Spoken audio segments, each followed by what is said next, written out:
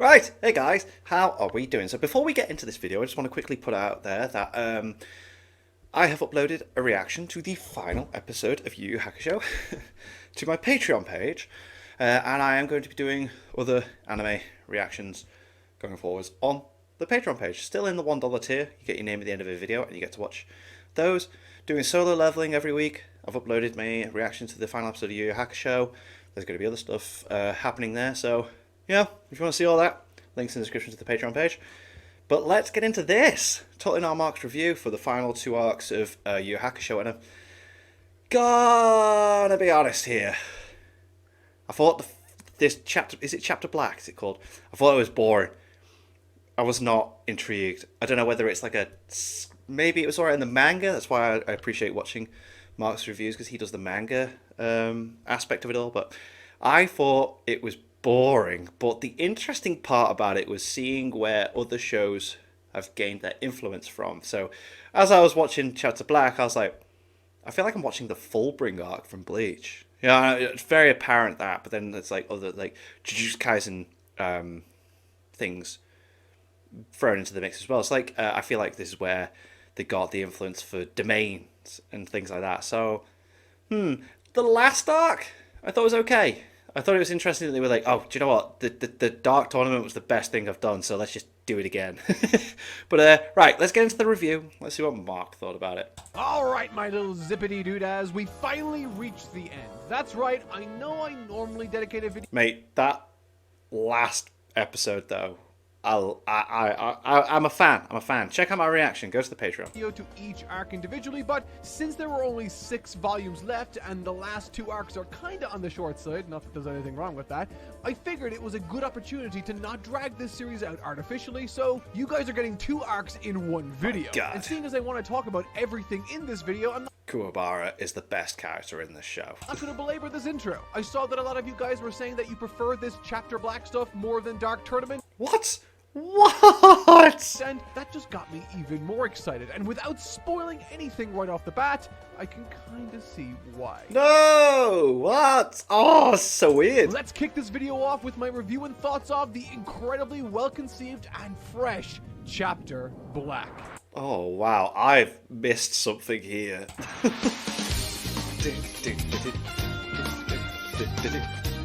Like, it started off with such potential, but then I feel like as it kept going and just kept churning out such random stuff, it was like, ugh.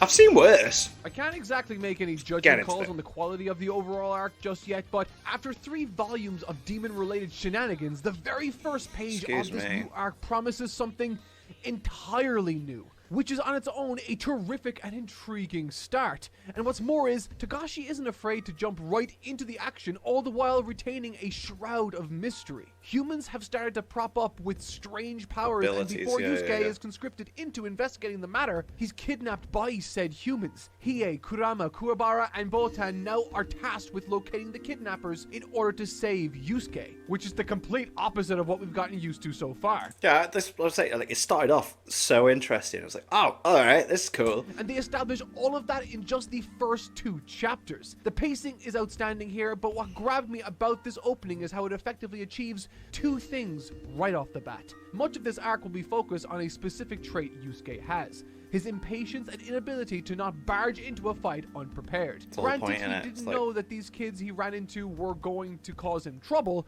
but he, the winner of the Dark Tournament, ends up being kidnapped by this guy called Kito and his friends anyway. So being blindsided isn't exactly the best excuse for someone of his caliber. Yeah, but, like, was it his ability? If he stands on your shadow, you can't move. And with that, we establish the running goal of this arc, for Yusuke to overcome this flaw and to grow from it. It's excellent stuff, but there's more. This arc's opening is one of the most interesting and engaging to me because, with Yusuke now out of the picture, the dynamic within the group of Hiei, Kuwabara, Botan, and Kurama is now entirely different to anything we've seen before. True, very true. It feels so fresh and exciting as all of these personalities get to take turns occupying the spotlight in their own pursuit of Yusuke once Botan brings them all together for this purpose. Speaking of, so I might have said that the intro to this arc Oh. Was it shown like that in the anime? I can't remember because that looks really interesting. I am very intrigued by that design. Maybe it was. Maybe because it's black and white, it stands out more. Arc was awesome and top tier, but forget that. I was an idiot. I spoke too soon because this next stuff is even better. And it might be even my favorite sequence in this series from a writing or dialogue standpoint. Or at the very, very least, it highlights what is so wonderful and exciting about the arc to come. As our 4 heroes mosey on inside to try to find their kidnapped MC, we encounter the first of 3 individuals they need to overcome. Yeah, again, alright, okay, cool. This was cool. The bits with these guys was cool. Trying to figure out their abilities and doing all that was cool. What I thought was stupid was when they fight in Shisui, or whatever his name is, and it just kept randomly coming out with mad stuff. And again, it might be the pacing with the anime. It might be the way that they did it. Someone whom Kurama is familiar with, a kid called Kaito. This arc promised a lot with its initial premise. Humans suddenly possessing strange and mysterious powers. But promise is all fine and dandy, but eventually you will have to back it up by delivering something worthwhile. That is what this fight is. Straight away with Hiei, it's like, whoa! Worthwhile, to say the least. It's Togashi's proof of concept, and I don't think I could have conceived of a better way to go about things. So much of what makes this arc so fun and interesting is of course the mystery surrounding each encounter. 90% of the fights in this arc are entirely different to anything you'll see at any other point in this story up until now. Shonen stories like One Piece, Dragon Ball, Naruto, and even Hunter x Hunter all establish power systems and slowly build on those over time. But this arc, it feels like a coming together of 2 entirely different stories. We have, of course, our collection of main characters and supporting characters with all the things that we know that they can do, but we also have these human characters now that are propping up everywhere with strange and different interesting abilities. Yeah. And this first fight against Kaito demonstrates that through Hiei. Initially, he treats this encounter with the relaxed Kaito, who's waiting patiently in this room, with the same level of caution he would any other fight up until now. But that is his downfall. And that's Be gone, exactly soul. why he's the first taken out. It appears Kaito's power, called Taboo, grants him the ability to establish verbal rules those within his vicinity need to adhere to. If they break those rules, they get their souls stolen by Kaito. And just like that, suddenly physical fighting doesn't matter. Suddenly, this is now a battle of wits, a contest that feels equal parts YuYu Hakusho and a contemporary series at the time like JoJo's Bizarre Adventure. These really could be a series of stand battles straight out of Part 3, and I wouldn't be surprised if they were inspired by it given JoJo's huge surge in popularity at the time. With Hiei being taken out easily towards the beginning of this encounter... And he's a big player. That was a big, Hiei is... You don't mess with Hiei. And he's down. It's like, whoa, okay. Togashi is once again reinforcing Yusuke's gone. Hiei's gone. the theme of you need to prepare a strategy before just barging into a conflict. The word that Hiei said that triggered his soul's rapture was hot. And so, following this, after some funny Kuwabara suggestions to leave Hiei and move on, the game becomes who can avoid saying the word hot the longest. Feeling hot, hot, hot. Oh no! Botano! Trapped in a situation that demands those that participate follow a set of clearly established rules, as the game progresses we learn more and more of the finer details of those rules and Kaito's powers. Kurama's the smart one. A la Kuwabara losing his soul by saying the word shots, a word which Contains it, yeah. contains the word hot. But by the end, only Kaito and Kurama remain. Eager to take things to the next level in terms of difficulty, Kurama makes a suggestion or amendment to the current rules for Kaito to implement. But what makes us lean in here is that during this suggestion, he adds that he'll defeat Kaito in just 26 minutes. Ooh, and that's intrigue. when I had this thought. Damn! This might be the most compelling Kurama encounter I've experienced in this manga. It is really mind games interesting, like this, and perhaps it's the reprieve I'm getting from the action carrying this thought for me, but I truly loved this encounter. He very much feels like the calm and collected Jotaro to Kaito's Darby the Gambler. Yeah, preying okay, on yeah, his yeah. ego, manufacturing a way to dictate terms in an arrangement he truthfully has no power in. And if you thought 26 minutes was a suspicious number, you'd be right. For every minute that passes, a letter from Well, the the letter's alphabet gone, will yeah. be removed from play. It's a super fun 26 concept and letters in one the that lends alphabet. itself well to tension and humor. This encounter far exceeded my wildest expectations. Togashi is incredibly talented. As the time ticks on by, Kaito gets nervous, and with only one letter remaining, Kurama is nowhere to be seen when...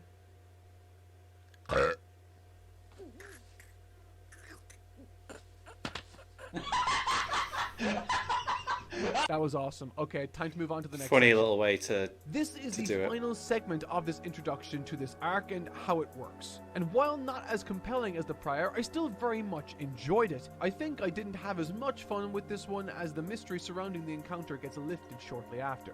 Which is hardly a criticism of Togashi's writing here, as it's more a desire of mine for this segment to never end. Following the watchful eye of one of the trio, our gang each ascend a flight of stairs in the hopes of reaching the room Kido is holding Yusuke hostage. Yeah, and they've all got those things on them. What do they do? Indicates that they're all still. I can't remember. They all seem to arrive on the scene, but as Kido makes Yusuke aware, one of them is a fake. There's an imposter! Exciting! This is another amazing mind game from Togashi, and one which shifts our perspective back to Yusuke.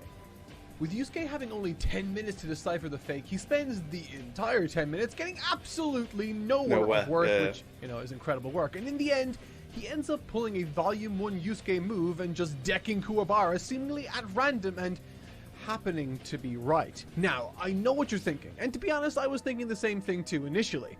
Was this a devolution of the Yusuke character? Was Togashi falling back on luck as the key factor which decided Yusuke's conflicts? Thankfully, no. There's a key difference in how this conclusion is presented that really shows how far Togashi has come in writing this manga. You see, while Yusuke does initially pay it off like it was dumb luck, it is immediately revealed that there were some reasonably sound logic bits behind this decision. He knew Kurama and Hiei were too strong to get easily nabbed for this stunt, and that the enemies would know nabbing Botan would send Yusuke into a very dangerous fit of rage, leaving only Kuwabara as a prime contender. It's solid logic, or at least solid enough for me. Either way, the vibe of this success by luck instance feels so much better than the ones that plague the early chapters of the series. This isn't the writing of an inexperienced author unsure of how to end a fight, it's one with confident intent. No unearned victories, no lack of character in the path to success, none of that. We still get the laugh of I owed Kuwabara one without any of the disappointing deflation. Hooray for everybody. However, as it happens, this introductory series of challenges was just that. An introduction to the broader reach of this story, and with one panel, Togashi forces us all to lean in because Genkai is back and was behind the entire sequence from the get-go. She's awesome. She's so freaking cool, man. Oh no! Togashi revealing that this was all just an elaborate prank by Genkai feels a little deflating considering how much tension was built up earlier, but to be honest, that's a minor fleeting gripe for me.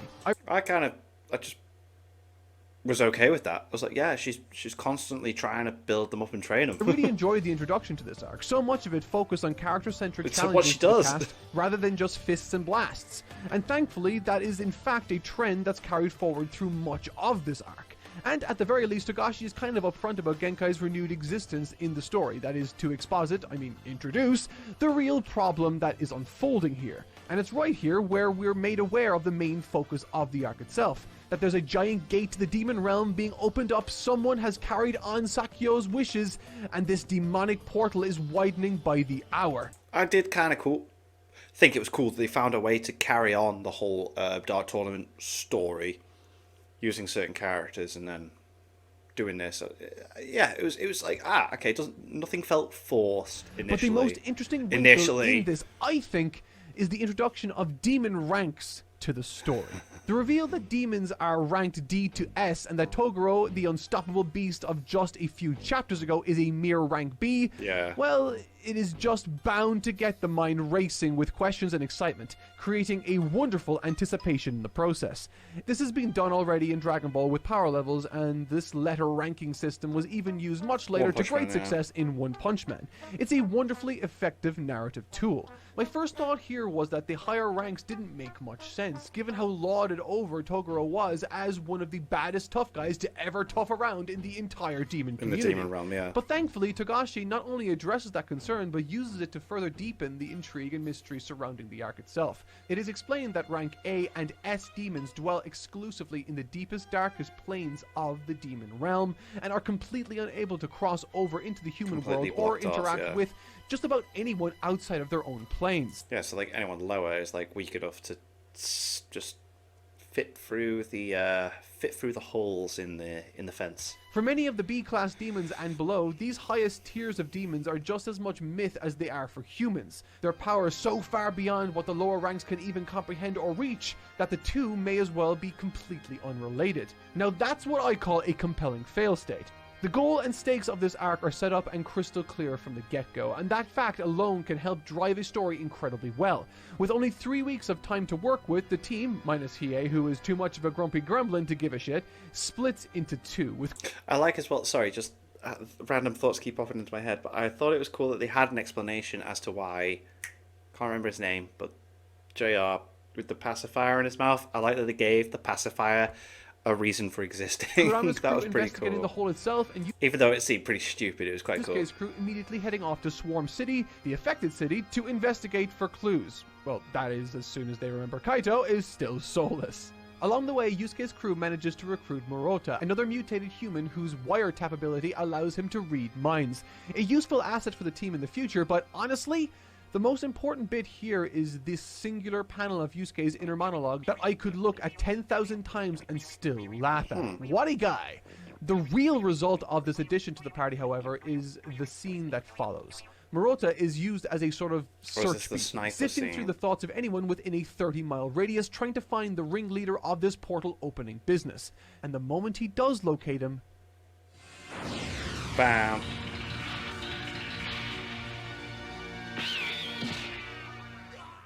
Now that was creepy.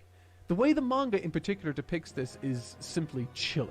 The reader is placed alongside our heroes in a position of control and security.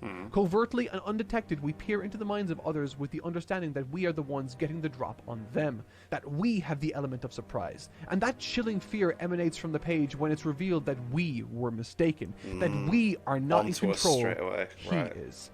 The immediate turn toward the camera. Yo, that looks so much better than the anime. Oh my god. The uneven hatching detailing on the face. That is... Yo. The pace of the entire thing is all contained within a single page. 3 panels, no less. And made it clear to me in seconds that this guy is not only creepy, but entirely in control. Yeah. A control... Wow. That didn't come across as cleverly, like, creepily...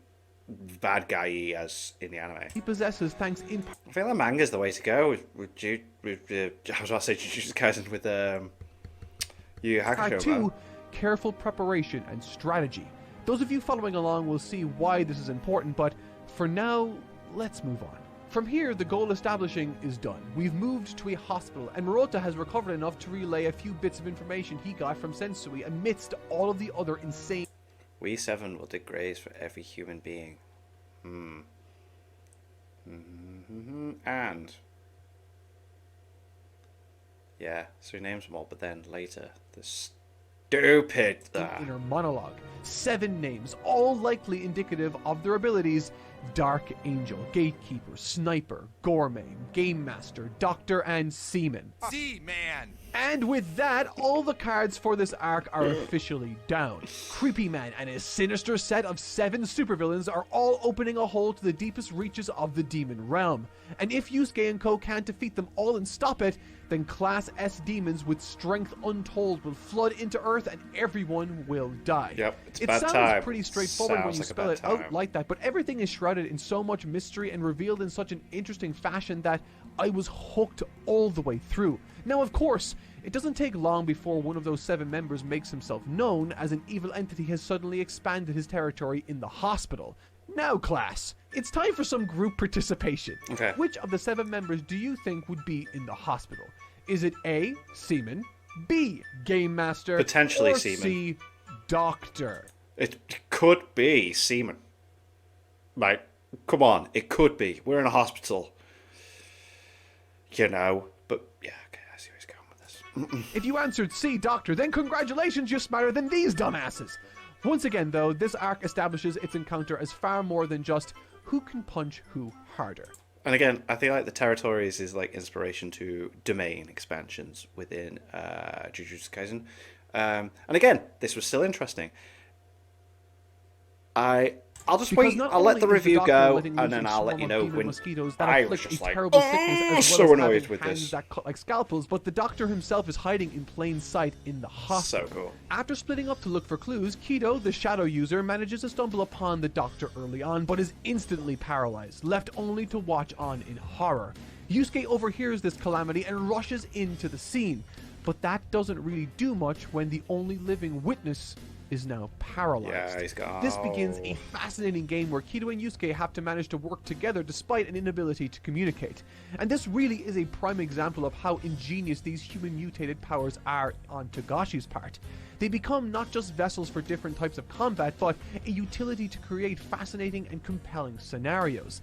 This is nail-biting stuff as the Killer Doctor is inches from Yusuke, but in one of the sickest moves to date, Kido is able to use his shadow powers to prevent Yusuke from mistakenly giving chase elsewhere. That on its own is such an utterly ingenious use of the tools at the character's disposal, but the creative innovation doesn't stop there. That play is enough to communicate to Yusuke that he's conscious and something is up, but not who the threat is necessarily.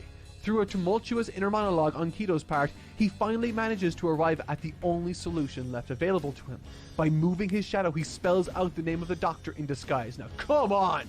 That's just so cool. brilliant. Yeah, it was good. It's such a wonderfully tense visual and an incredible way to have the ball drop on Yusuke. In a world where a mere arc ago it felt like the powers and restrictions of the world were set in stone, Togashi manages arc over arc to breathe new life into this story. It's the sort of cerebral and clever writing I found in JoJo as Araki began to expand on stands. To see that filtered through Togashi is amazing. The Doctor even strikes a JoJo pose. That is a JoJo pose. Wow.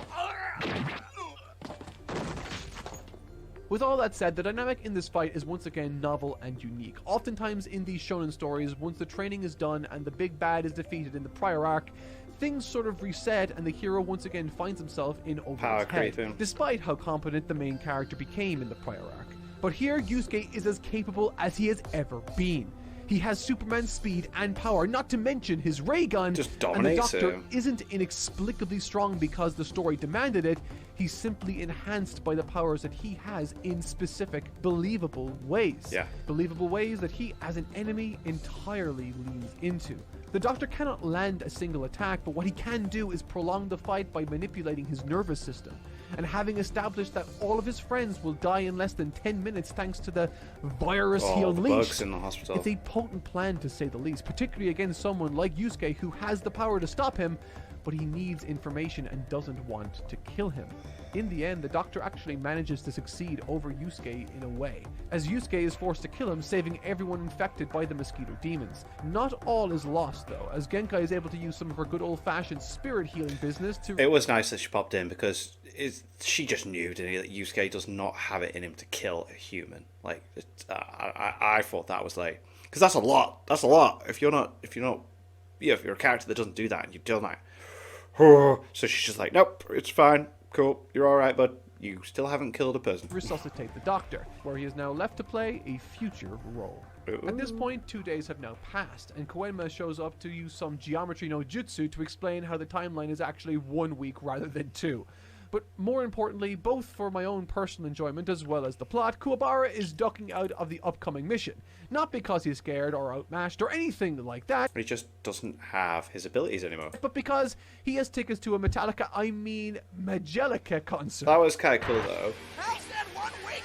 Yeah, but you have missed out that Kuwabara is, at the moment, unable to tap into his abilities. But that also becomes a big part of the plot, which then becomes a minor part of the plot, and then no part of the plot at all, which annoyed me. But yeah, like Kuwabara at this time is not able to use his powers.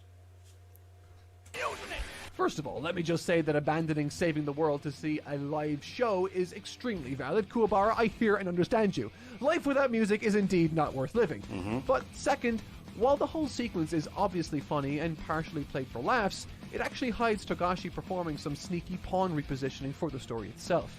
The following sequence is where Seaman, It's not Seaman, it's Seaman! makes himself known.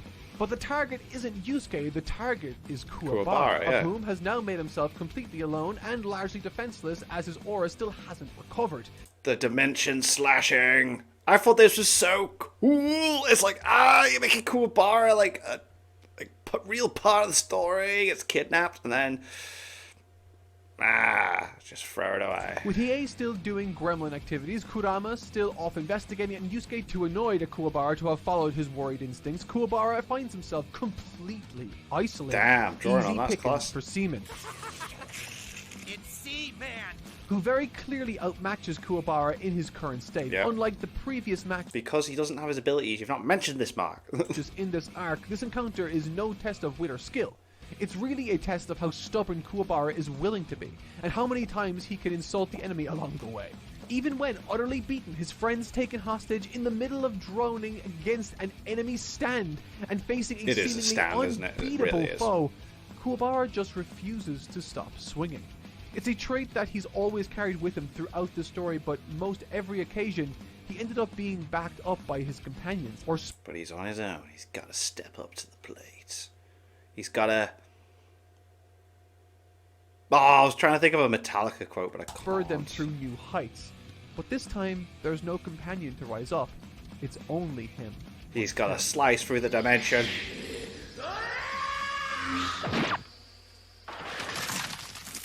This entire section is plotted so deceptively well that it's kind of nuts. Kuwabara has struggled to find his place in the world for a while now, especially since Yusuke achieved new heights in the Dark Tournament arc.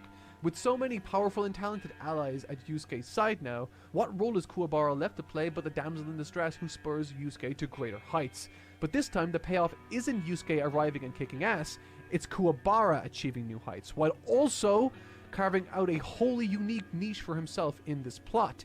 Being the long sought after man who can split dimensions, this not only places Kuwabara back in a precarious role, as Sensui and Co. need that very talent to finish the Sensui, not Shisui. What's Shisui from? Oh. demonic portal, but also once again carves out a unique position for Kuwabara to play. In the early days, it was his strong sixth sense, and now it is this. As a certified Kuwabara fan, you can color me excited and very pleased with this outcome. Mate, he's the best. Kuwabara is the best character in YuYu Hakusho, man. He is the best character. As if this encounter weren't already surprisingly pivotal enough, the thematic undertone for the enemies finally begins to rear its head. Throughout the arc so far, each of the enemies has had a That was clear cool. lack of humanity, and outright disdain for their own human race. It's somehow even more vitriolic than the default hate for humans that all the previous demons had showcased. And with Seaman, aka Kiyoshi, it was no different. However, when Kuwabara defeated Seaman, accepting his fate, he waited for a swift death, but to his surprise, it never came. After all he's There's Kuwabara. He's not gonna. He's gonna carry you and all his pals and anyone else that needs taken away to get to safety, because he is Kuwabara. done, despite his own damning words, Kuwabara wasn't going to kill him because he wanted to use what he knows to save more people. The confusion plastered across Kiyoshi's face here during this interaction just says it all.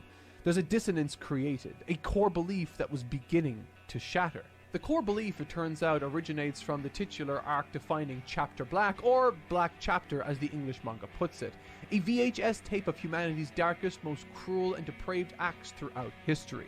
God, yeah, like I would never want to watch that. Naturally, it doesn't take much imagination to envisage what sort of imagery that tape contained. In fact, some of it is repeated by Kiyoshi in great detail.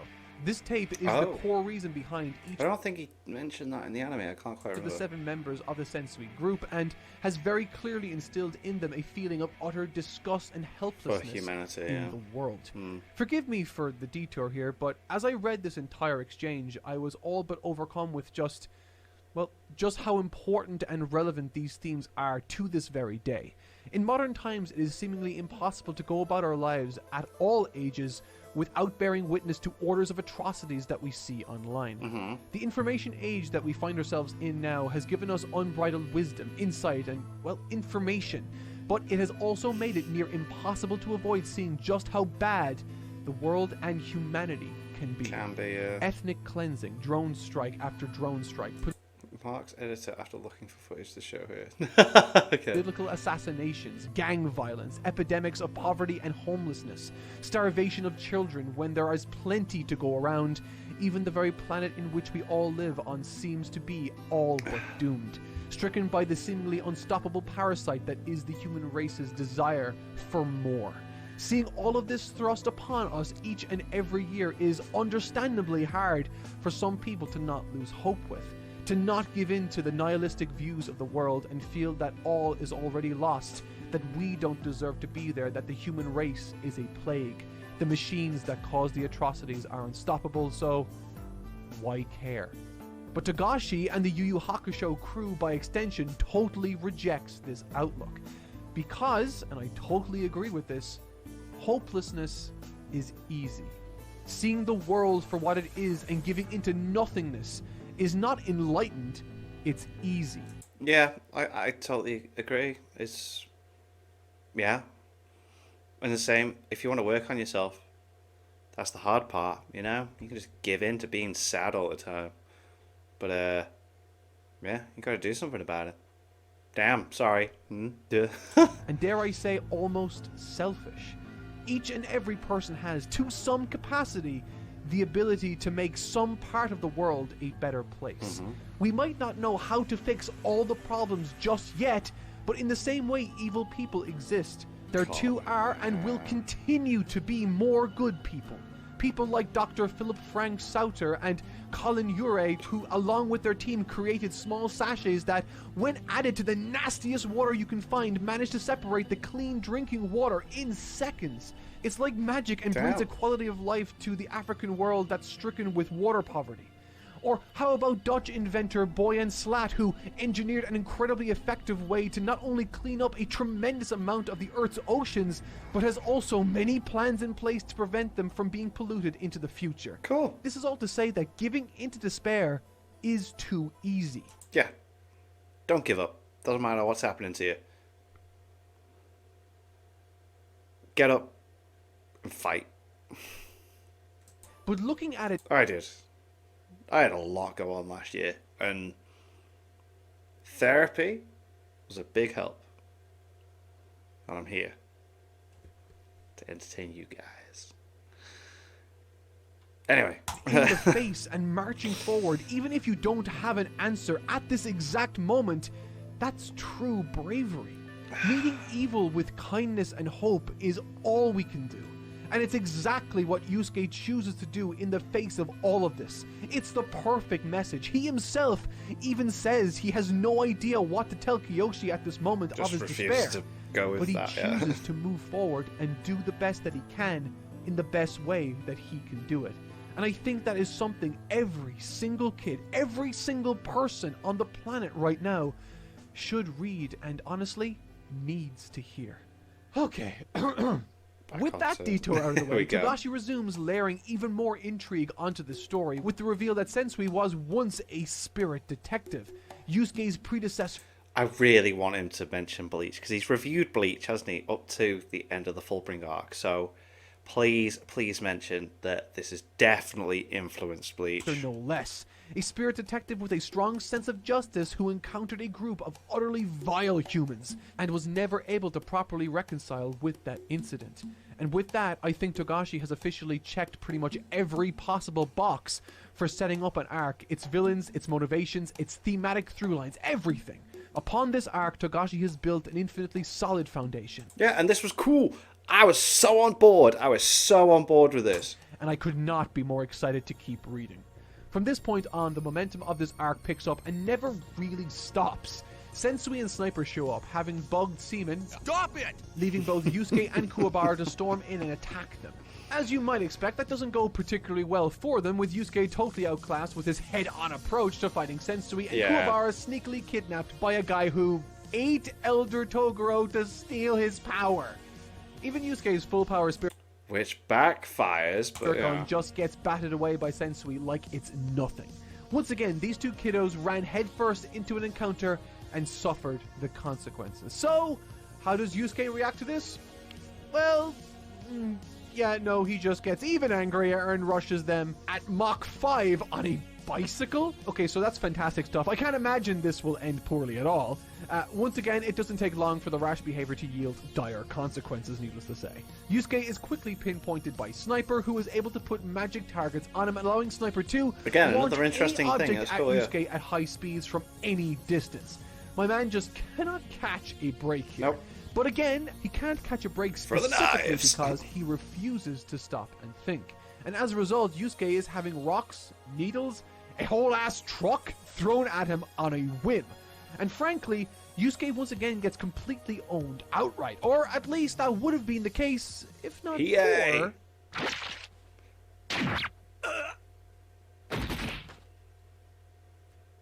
Nothing personnel, kid. Our cool little gremlin boy is back. Not only is he Yeah. here to save Yusuke's ass, but also proves to be the only sensible child of the lot, as Yusuke tries to, once again, dash headfirst towards Sensui, and yeah, Hiei basically tells him how stupid he's being and starts beating the shit out of him.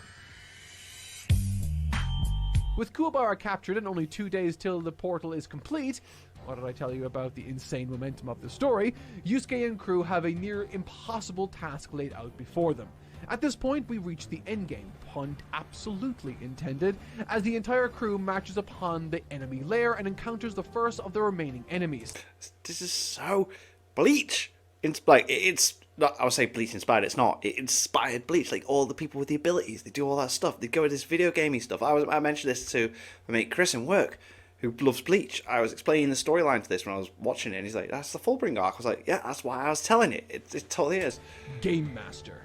Similar to the abstract house at the beginning of the arc, Game Master has enshrouded the entire room in a condition that only the winner of Game Battler, a popular video game that is just a mashup of real-world Can video progress. games, can emerge from the room. Unfortunately, this section is the first this arc really stumbled for me.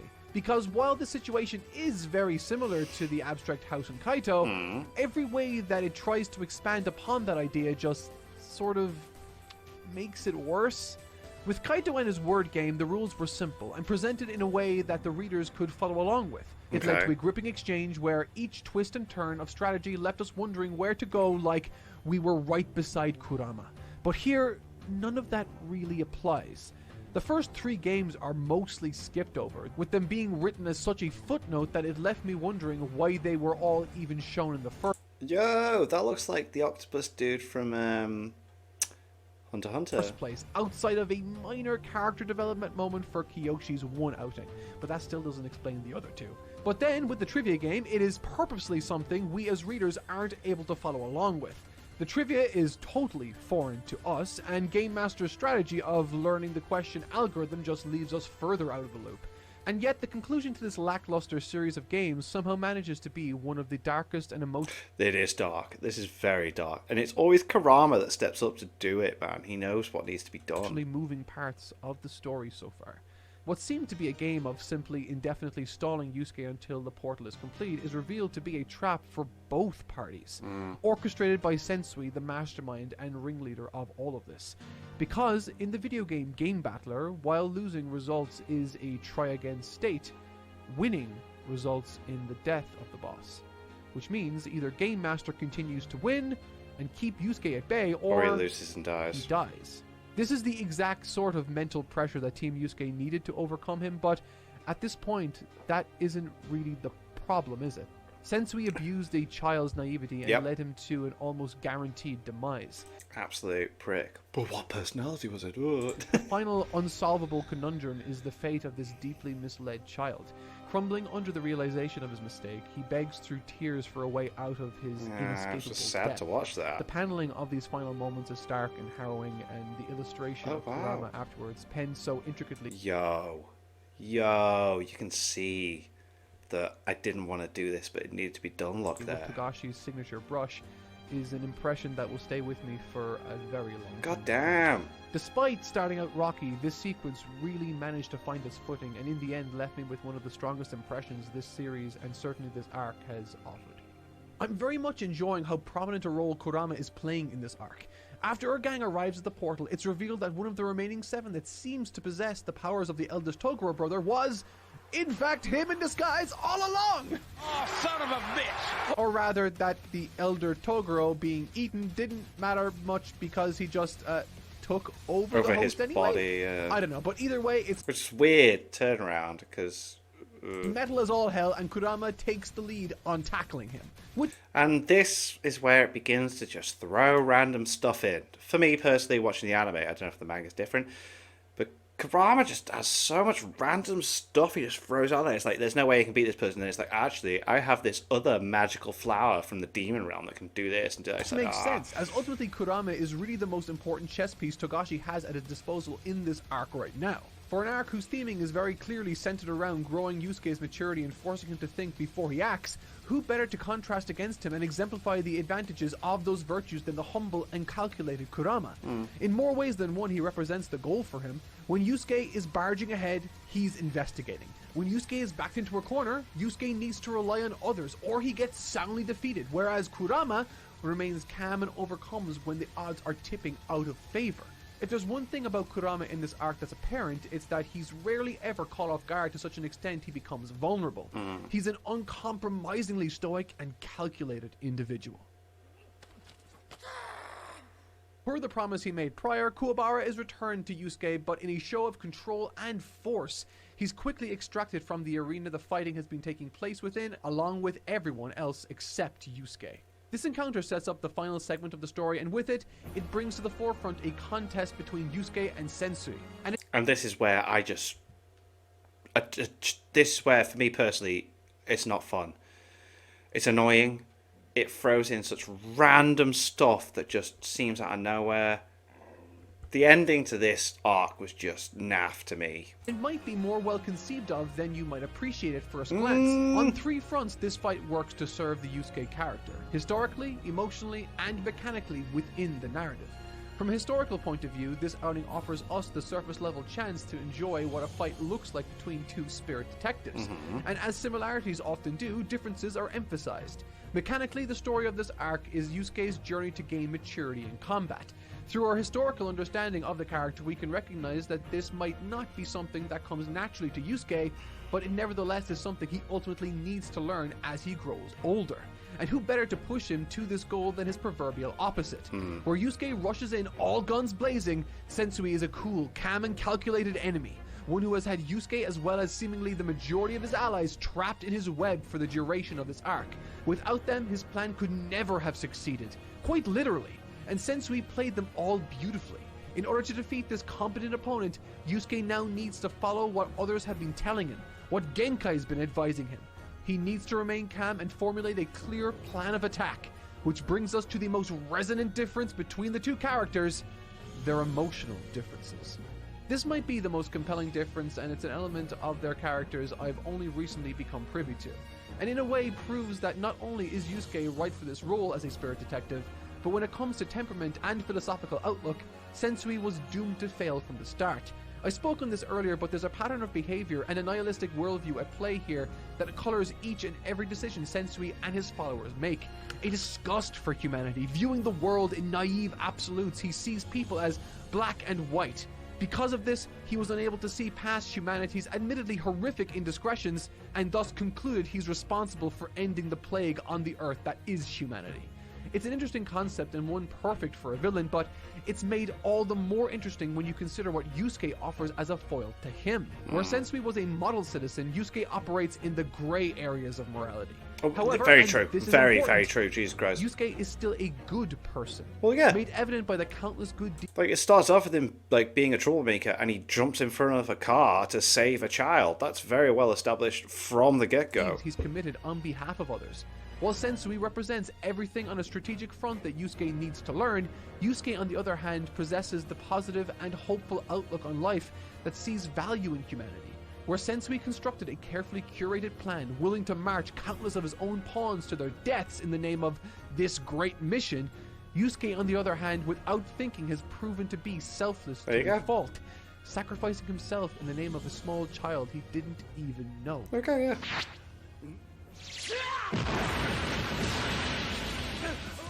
But I do have my issues with this fight. There's a rather impactful page following Yusuke's first There's strike so many issues with this fight, but go on. and Sensui. In it, he says, "To me, fighting has always been an end in itself. That I get to take on threats to the human world is just icing On the cake, love that. While this is a cool line and one that speaks to the differences in both men's approaches to the job they have/had, I feel like this, to a certain extent, is the first instance of Flanderization in this series. While Yusuke does indeed love to fight and often seeks it out, that doesn't define him. To refer to saving others as, quote, icing on the cake, I feel sort of betrays what his character has grown to represent in the series. Right, yeah. From the very first chapter, he's demonstrated a need to save others, sacrificing his own life at a moment's notice, and by extension, giving up every opportunity to fight into the future, all to save a single small child. That's a powerful moment that defined his character early on, and one that was only further reinforced in the Dark Tournament arc as he found his reason to fight. There will no doubt be folks in the comments right now that will be telling me it's not that deep, or that I'm reading too much into this, and perhaps I should just take this as the cool page that it is and leave it at that. But for whatever reason, I just didn't like how this dialogue hit my ears.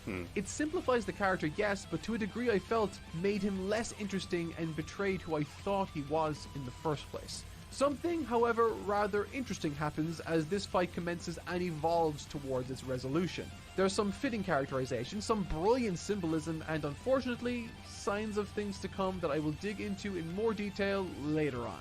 Now, as I said... What winds me up is like Kurobaro is built up to be like such an important, integral part of the plan, and then it was just, do you know what? I'll be bothered with that. It seems to be opening anyway by itself. It's all cool, and then it's like, just throw it to the sidelines. I was expecting something big from Kurobaro, and just doesn't happen. And then this guy is such a bad villain. Wind me up, man. But the personality thing thrown in, make it make sense with the line he said, like, prior about the 7 people in the group, where he's actually talking about 7 personalities. And I've got a gun for a hand. Oh, so dumb. The growth of Yusuke's character and his ability to strategize. And Sensui plays into this wonderfully, with himself not necessarily being stronger than Yusuke, but due to his approach is still able to gain the upper hand. Possessing the ability to foresee his opponent's moves might seem convoluted and rather strange to reveal at this juncture, but when you consider it really plays into the lessons Yusuke needs to overcome, it feels perfectly fitting to add as a hurdle for the young man to try and navigate here. However, probably my favorite element to this initial part of the Sensui vs Yusuke fight is how well Togashi combines Yusuke's natural roguish demeanor with fitting strategy to get the drop on Sensui. The aspect of Yusuke that makes him incorruptible compared with like jumping in the water behavior acts as his saving and then grace, using his allowing him to shirt fight dirty, kicking up dust to work around Sensui's guard, using his clothing to restrict his movement. Crude but fitting strategy for a kid like Yusuke to utilize. It's very reminiscent of the sort of crude but street-savvy approach Yusuke used in the first arc with his lighter. It's not pretty, but it gets the job done, and I love that. It's perfect for him. And while the fight continues to build higher and higher, leading eventually to revelations I'm still honestly processing, the rest of this fight's progression began to lose me, and more importantly, began to betray Yusuke's character at its core. Shinobu Sensui was a perfect foil for Yusuke in this arc, and complemented its themes excellently to boot. But more than that, we had really begun to know him. And now, at the final hour, we are finding out that he is actually 7 guys, and has a gun arm. Okay. Now, I don't want to be down on this story because, truth be told, from the very first arc all the way through to this point, I felt like this series was going from strength to strength. However, while I don't want to be overly negative, I also can't fabricate the feelings I have towards this fight now, because I genuinely do see issues here. Koenma arrives for a few minutes to step in but doesn't achieve much. Yusuke outright says that he doesn't care about the portal anymore and that he's only there for the fight, something that I would argue objectively flies in the face of not only the mission statement of this arc and what Genkai wants to teach him, but also betrays the core foundation of his character. Also that we can do what? Have a big dumb fight? One of the few elements that remains consistent in this arc's conclusion is the supporting cast, thankfully. Particularly Kuwabara, who leaps to action once Yusuke is pronounced dead during the fight, which I honestly loved. Cutting a tear in reality, landing them all in the demon plane to face off once again, but Honestly, it all feels too little too late to me. Yeah, this And was all very corporate lackluster, strategy this. feels like it This goes bit right was out just the like, window, too. nothing Characters like happening. Kurama, who in the past represented clever and cunning strategies to overcome opponents in more advantageous positions, now are seen saying things like, and I quote, "He's stronger than we are at this moment, but that's all it takes to win." Okay. Yeah, it goes Like, against the whole this is literally strategy the exact side. Yeah. opposite of what we were being told all this time. Yeah, and then he starts getting these mad armor upgrades and everything. It's like, what's going on with this character? It's just like, he's been oh, telling us- how is there only 15 minutes left when we've still got the next bit all to this talk time, about? both directly and indirectly. And regrettably, the arc only falls further from this point, devolving into a fight that feels almost like a caricature of what shonen actually is.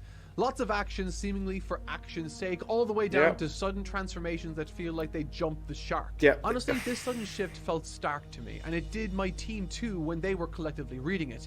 Eventually, Guys. we all stumbled across this Q&A with Togashi wherein he was asked, and I quote, "What was the most painful thing that happened while you were writing okay. YuYu Hakusho?" Okay. And one of the two instances he mentioned was this very fight with Sensui. Oh. In it, he says that during the final battle, he didn't want to draw the manga anymore, and that he felt nauseous at the thought of just sitting down to draw. Oh. It is so clear, both on the pages as well as in his interviews, that Togashi was battling with his medical issues hard at this point. Right. But rather than take a break and finish the arc when he could do it justice, he just had to trudge on and make do, an approach that ultimately cost the most promising arc yet its conclusion. The overall message of good and evil, nihilism versus hope, everything contained within most of this arc really, is one I think is both powerful and compelling.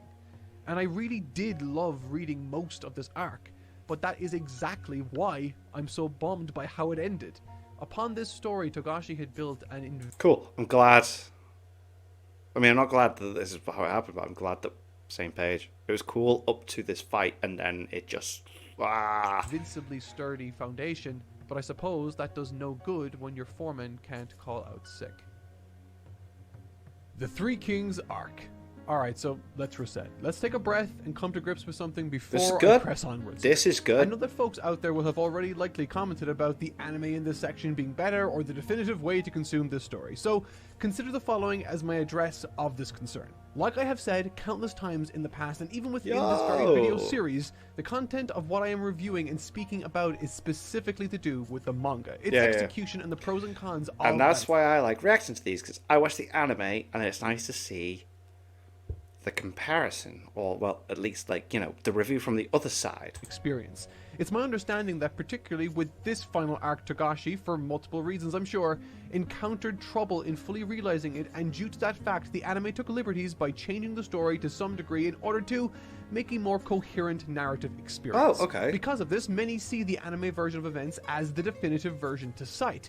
I will not be doing this. My interest for this series has squarely resided on the production and product of the manga itself, This and is specifically the interesting. work of Togashi. Whether a vision is successful like the Dark Tournament arc, or whether it came up short, like maybe this will, it's through examining that process as well as trying to understand the behind the scenes goings on to make sense of that I'm interested in as a reviewer. We use footage from the anime in these videos to smooth over the production of this review series, and so with that disclaimer out of the way, let's analyze what I thought of this final arc. Okay. Where Chapter Black led us into the story with what was essentially a cold open, The Three Kings leads us naturally from arc to arc by building upon revelations from the prior. With Yusuke revealed as being part demon, his father having ruined his big fight, and a one-way ticket to the darkest depths of the demon realm, Yusuke is given an ultimatum. Either stay in the demon world forever and search for his demon daddy, or return to Earth. Initially, he chooses to return to the human world, but it's here I'm first impressed with the framing Togashi has given this arc. Unlike how I anticipated at the beginning of this section, this arc doesn't, in a traditional sense, seamlessly flow from the previous, but instead almost presents a soft reset once Yeah, it does, Yusuke and I returns kind of to like the that, human yeah. world. And it's actually for a rather inventive reason, all the while establishing a fitting framing device for this conclusive arc.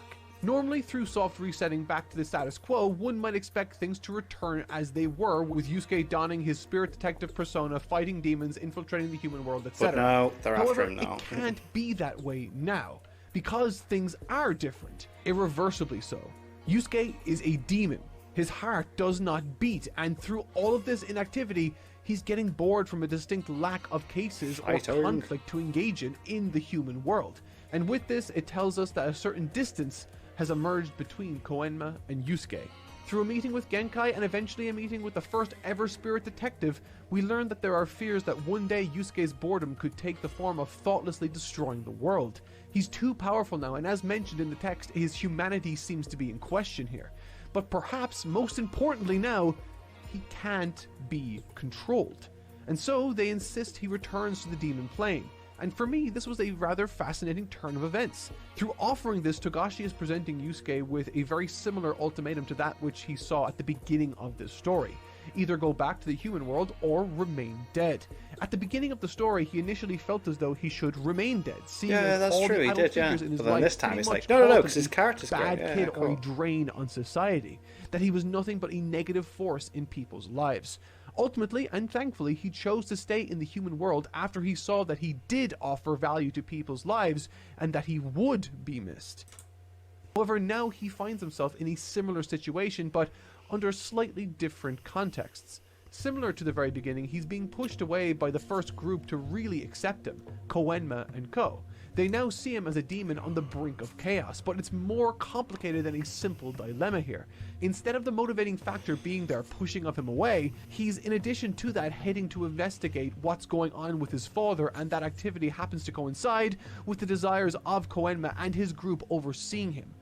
The whole father thing was weird because, like, in the anime, it's explained that it was like a thing that was passed down. So, in my head, it was like, it doesn't necessarily make him his dad. It makes him like his great granddad or something because it's passed down through generations. But then he comes in and he's like, hey, I'm your dad. It's like, oh, okay, never mind. We're just going that route because it's just easier, I guess. So, will Yusuke return? Once he makes the decision, what will his reasoning be? There's only one way to find out, but at any rate, I'm interested in seeing how Yusuke, after an entire series worth of development, might have changed in his approach to answering these very questions. Unfortunately, dear viewers, it is at this juncture in which the increasing issues with the story and Togashi's back evolves into, well, into something.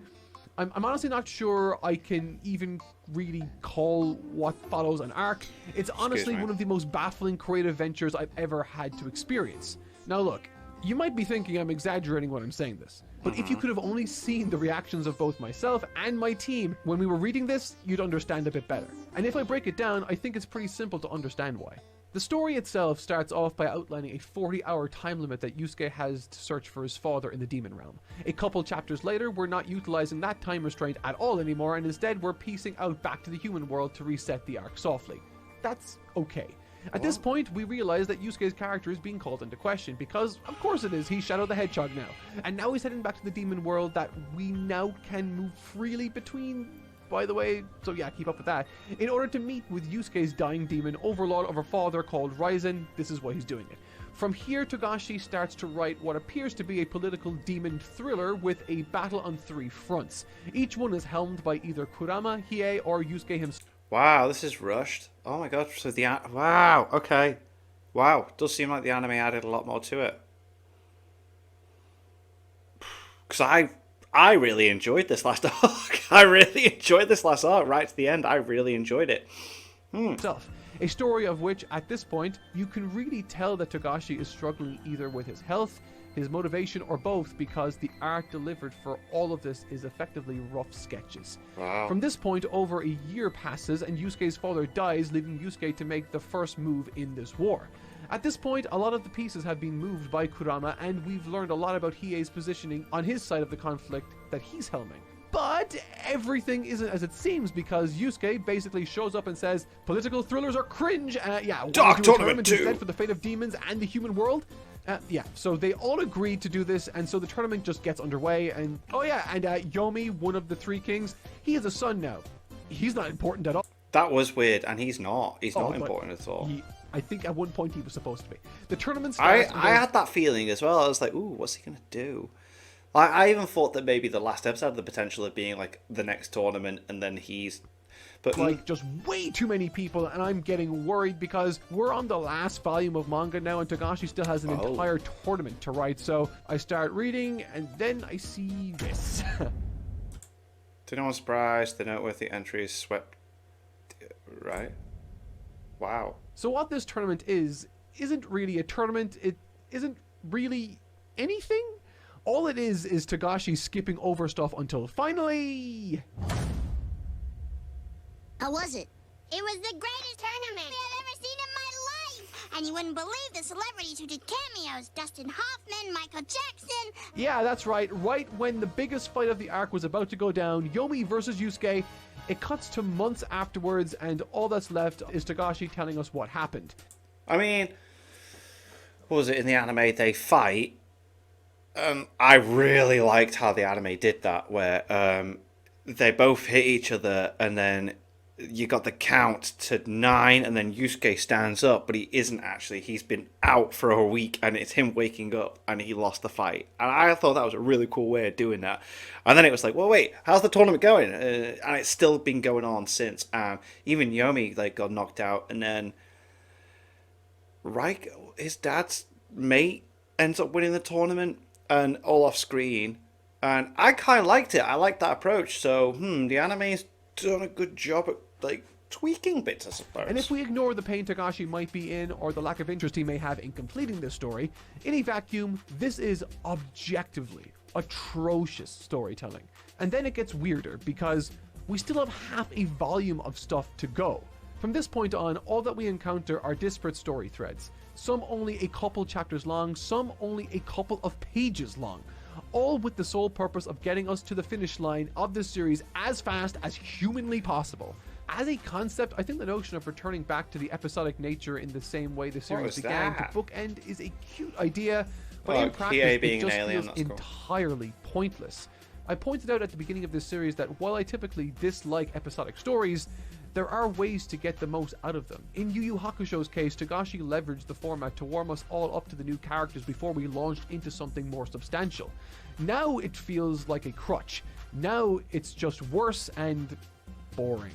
After this series of breakneck mini-plots, we finally land on the final 2 chapters, and thankfully it feels a lot less frantic. It feels almost nice getting to see everyone together one last time, expressing how they feel in ways that feel true to their characters. However, by this point, it was but a sobering reminder of what could have been, rather than the cherry on what could have also been a very fun and captivating cake. To call this an arc presupposes an overarching story that's held together by a clear vision with the goal of telling a compelling tale. And while this arc does technically have structure in places, it is ultimately less like a story and more like the notes of a struggling artist spiraling unrestrained and clumsily towards a conclusion he desperately needs to reach. It's crazy. This last arc is so... It seems like the manga and the anime for that last arc are so completely different. It's crazy. This arc feels like... Because, I said... Chapter Black, last bit, naff, and then this, cool, but it seems like it's just not as interesting in the manga for the last arc. Togashi had 5 stories he wanted to tell, and instead of telling one well, he decided to smush them all together and improvise what was left. If manga was music, this arc is freeform jazz, but performed by a sickly orangutan. Oh, no. It certainly has its moments, but my god, does this have some choices. And look, I might be sounding harsh, but I think the reason I felt this way is because we know at this point what Togashi is capable of and what he will be capable of very soon in Hunter x Hunter. However, I think this arc, if nothing else, possesses something that we can all take away as a positive for in the future. A lesson that if I were to have watched the anime, I would never have taken away. So, do I recommend Yu Yu Hakusho as a manga and story? Absolutely. I think there's more than enough terrific storytelling and artistry and display to warrant, at the very So there's 19 volumes, that's not a lot. least, a passing glance. Despite its ending feeling quite disjointed and 19 such an... Well, it is an odd number, but I was going to say it's an odd number to finish on. chaotic, I have to say, I was massively impressed with this story by Togashi. And what's more is, I think it gave me a whole new appreciation for Hunter x Hunter as a result.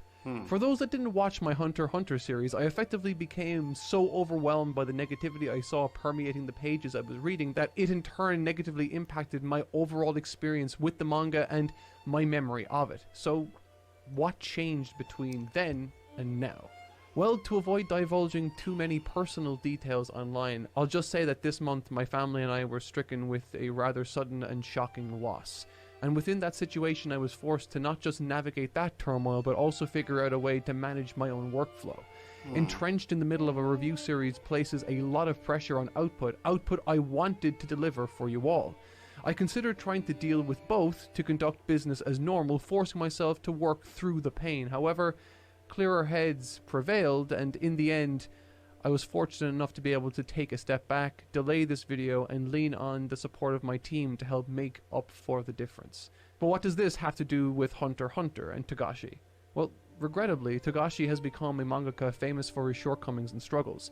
His career is defined by his cultural contributions through series like YuYu Hakusho and Hunter x Hunter. However, almost invariably, there's an ever-present asterisk next to his name. That being his declining health, as it almost always at some point impacts his work and enthusiasm for it.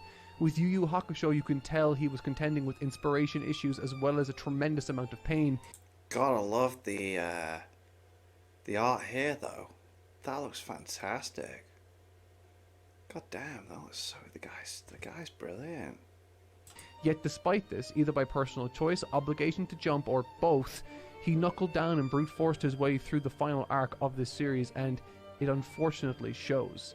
And this is what gave me a new appreciation for Togashi, funnily enough. Through his transparent output as well as the obvious struggle this arc was for him, I have, for the very first time ever, been able to look back on my time with the Chimera Ants arc of Hunter x Hunter and say that, while I can still feel the pain and turmoil of Togashi's life flow through each page, I can now see much more than a simple man crumbling to the depression that's enveloping his life.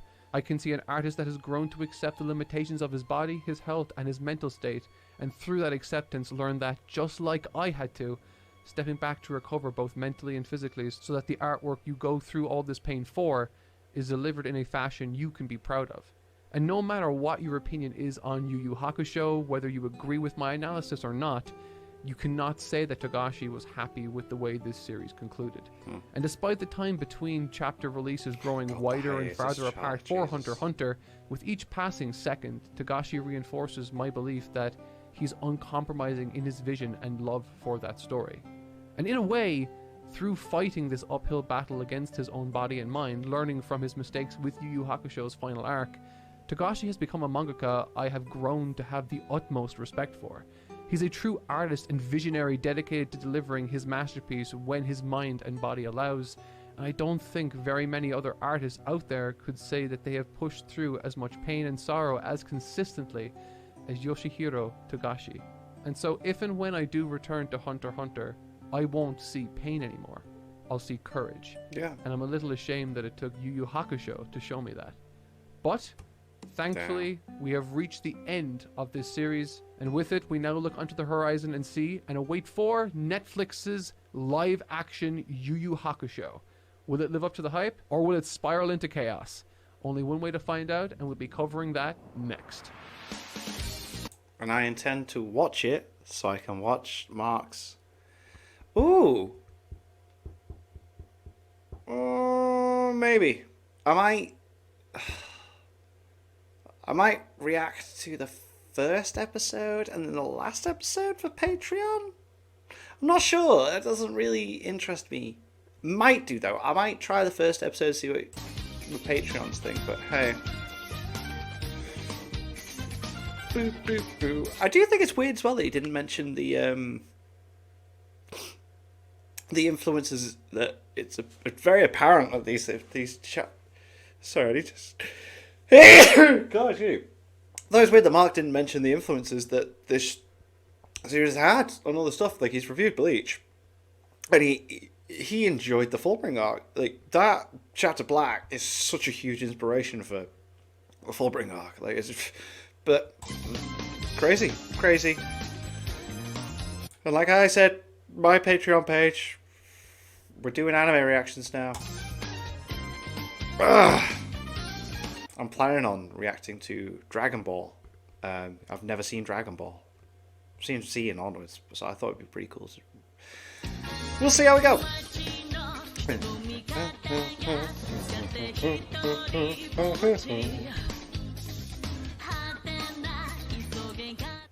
So cool, interesting. I'm glad that he wasn't on board with the ending to Chapter Black. That was cool because like we tend to focus on the negatives more than the positives. Majority of Chapter Black was fun, but that last fight just really wound me up, and I was just so annoyed, and it was so hard. It felt like a slog for me to get through it. Then the last arc was kind of cool. It was fun, and it's weird to see that the manga didn't have as much going on. But again, if the author is struggling and ill, you gotta let it slide, surely. But yeah, cool, awesome, we've done it. So I'll watch the live action YuYu Hakusho. I forgot that was a thing that I need to do. God, so yeah, I might incorporate that into the Patreon. I don't know. We'll see how I go. But yeah, thank you to my patrons. If you want to have your name at the end of every video and want to be able to watch patron-only reactions, links in the description of the Patreon page. $1 a month is all I support channels. Greatly appreciate. Thank you for that. And thank you all for watching. What do you guys think of that? What do you guys think of this? Click like, subscribe if you haven't already. Leave comments below. Let me know what I should watch and discuss in future videos. I'll see you as all you guys next time.